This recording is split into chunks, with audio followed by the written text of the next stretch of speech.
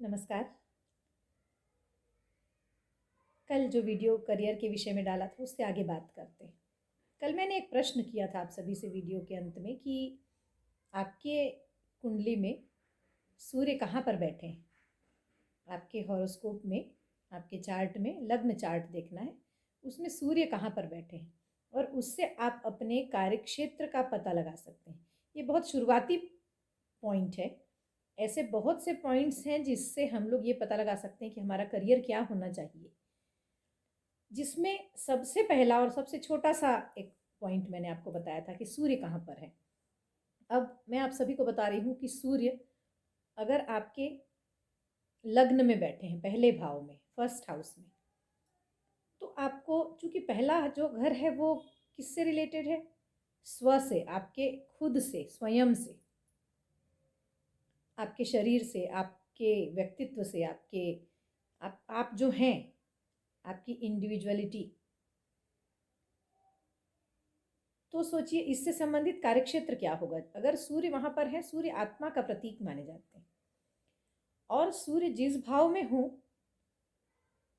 ज्योतिष में ऐसा कहा जाता है कि सूर्य जिस भी भाव में है आपकी कुंडली में, वहां आपकी आत्मा जुड़ी हुई होती है। इसका मतलब वहां से आप थोड़े से ज्यादा कनेक्टेड होते हैं और जगहों की तुलना में।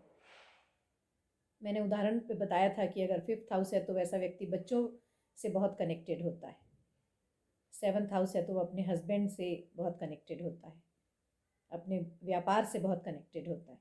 तो इस तरीके से तो पहले भाव की बात करते हैं कि अगर सूर्य पहले भाव में है आपके लग्न में, तो ये चूंकि ये इंडिविजुअलिटी है, आपका ये व्यक्तित्व है, इसलिए आप ऐसा काम चुन सकते हैं, ऐसा क्षेत्र जहाँ पर खुद की ग्रूमिंग की, मतलब जैसे वो जो सेल्फ ग्रूमिंग होती है ना, व्यक्तित्व की ग्रूमिंग, ऐसी जगह ऐसा क्षेत्र सिलेक्ट करें जहाँ पर खुद की ग्रूमिंग की बात होती, चाहे वो हेल्थ की ग्रूमिंग हो, चाहे वो व्यक्तित्व की ग्रूमिंग हो। आपने देखा होगा कि बहुत सारे ऐसे सेंटर्स होते हैं जो व्यक्तित्व निर्माण का काम वो सिखाते हैं, ट्रेनिंग कर देते हैं कि व्यक्तित्व निर्माण कैसे हो। बहुत से ऐसे सेंटर्स हैं जो हेल्थ से रिलेटेड कुछ सिखाते हैं। तो ये जो सेक्टर्स हुए, जो लग्न में अगर सूर्य हैं तो ये सेक्टर्स आप चुन सकते हैं। अगर दूसरे भाव में सूर्य है तो दूसरा भाव धन का भाव कहलाता है और वाणी का भाव कहलाता है। तो यहाँ पर आप वो क्षेत्र चुन सकते हैं जो धन से रिलेटेड हो, जैसे बैंकिंग हो गई, जैसे फाइनेंस कंपनी हो गई। और वाणी से रिलेटेड मतलब जहाँ पर बोलने की बात हो,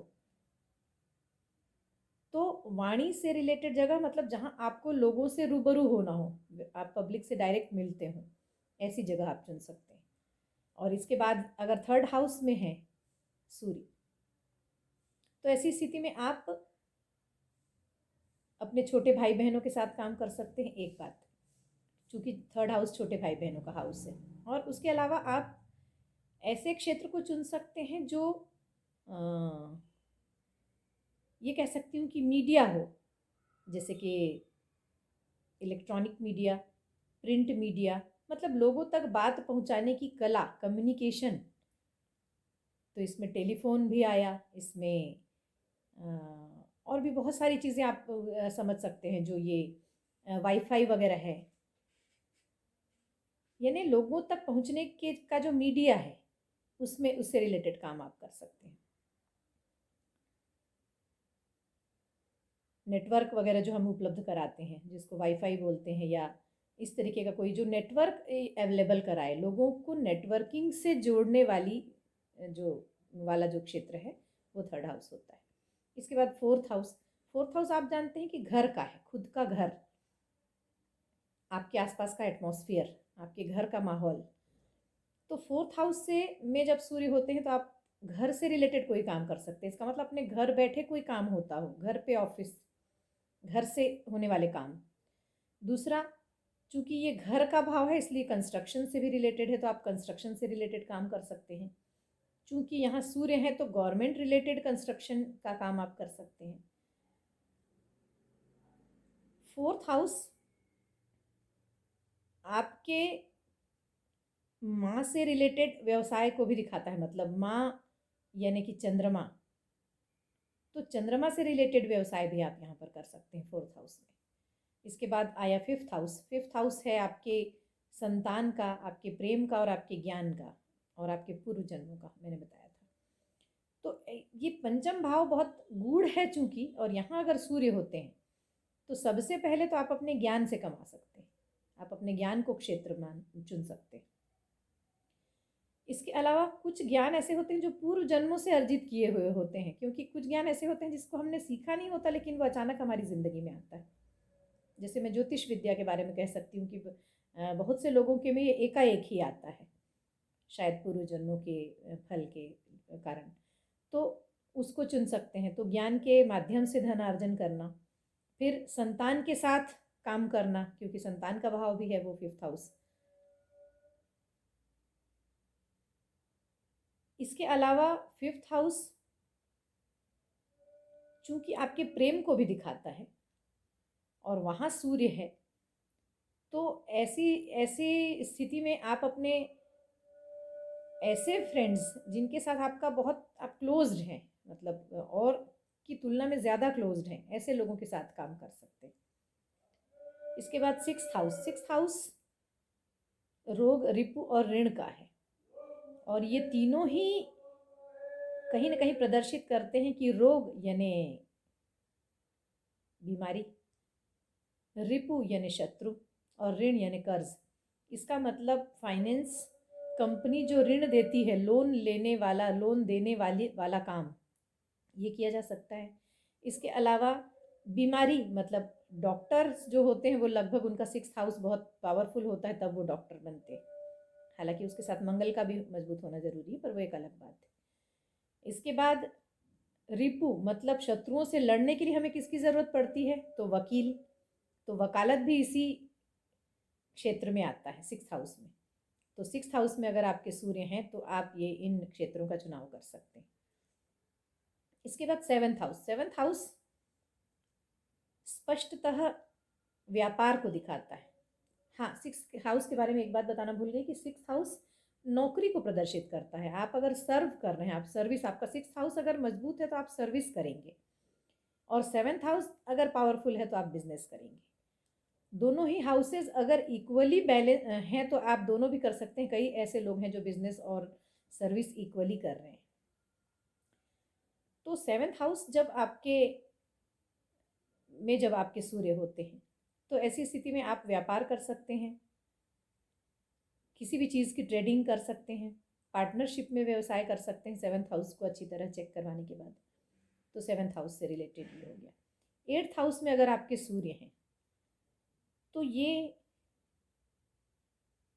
8th हाउस को एक रहस्यमयी भाव कहा जाता है, और इससे डरते भी हैं लोग, और इससे इसके जो क्षेत्र हैं वो भी थोड़े से डरावने हैं, जैसे कि टैक्स। टैक्स से रिलेटेड काम आप 8th हाउस में अगर आपके सूर्य है तो कर सकते हैं। अब यहाँ टैक्स का अर्थ ये नहीं है कि टैक्स डिपार्टमेंट में आप जॉब में ही लग जाएं, ऐसा भी हो सकता है कि आप टैक्स कंसल्टेंट बन जाएं। इसके अलावा आप 8th हाउस चूंकि एक ये कह सकती हूँ कि सामान्य से जो अलग विधाएं हैं, जैसे ज्योतिष शास्त्र हुआ, कर्म कांड हुआ,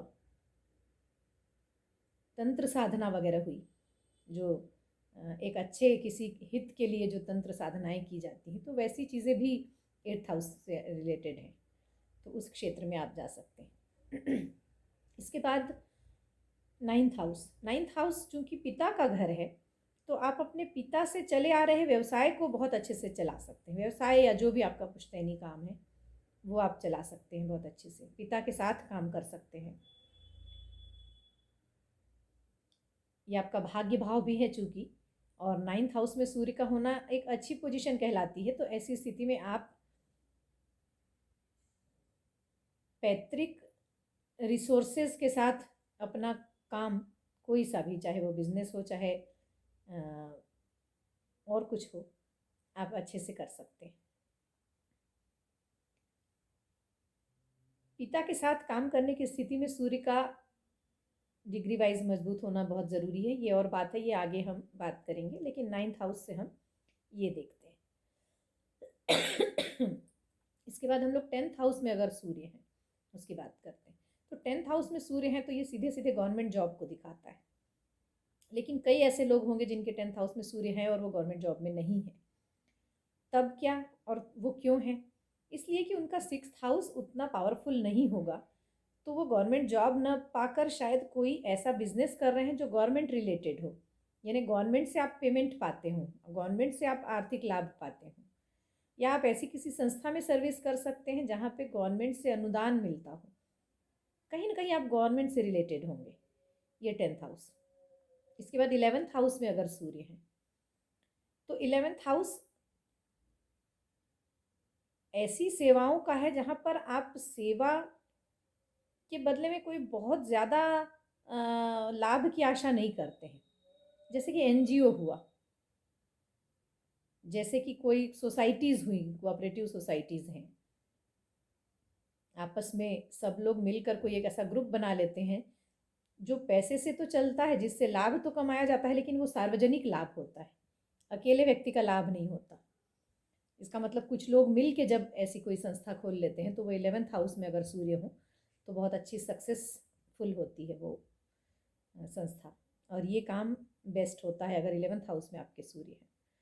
इसके बाद 12th हाउस में अगर सूर्य है तो 12th हाउस को भी एक नेगेटिव भाव कहा जाता है, लेकिन ऐसा बिल्कुल नहीं है। जो ये एक फॉरेन का भी भाव है, विदेश, तो विदेशों के माध्यम से धन कमाने की बात, या विदेश जाकर बस जाने की बात, या विदेश से किसी तरह का लाभ हो, एक्सपोर्ट इंपोर्ट का बिजनेस जैसे हुआ, ये किया जा सकता है अगर सूर्य 12वें भाव में है तो।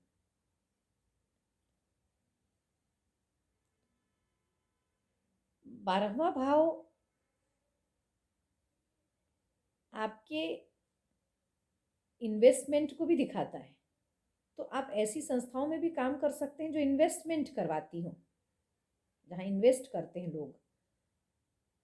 तो ऐसी स्थिति में सूर्य अगर 12वें भाव में है तो इन्वेस्ट करने वाली संस्थाओं में भी आप काम कर सकते हैं, या वहाँ उसका बिजनेस कर सकते हैं, मतलब उसमें अपना खुद का काम भी कर सकते हैं। अब मैंने ये 12 भाव बता दिए, लेकिन यहाँ ये तय कैसे हो कि आप नौकरी करेंगे या व्यवसाय करेंगे, ये भी एक बात है।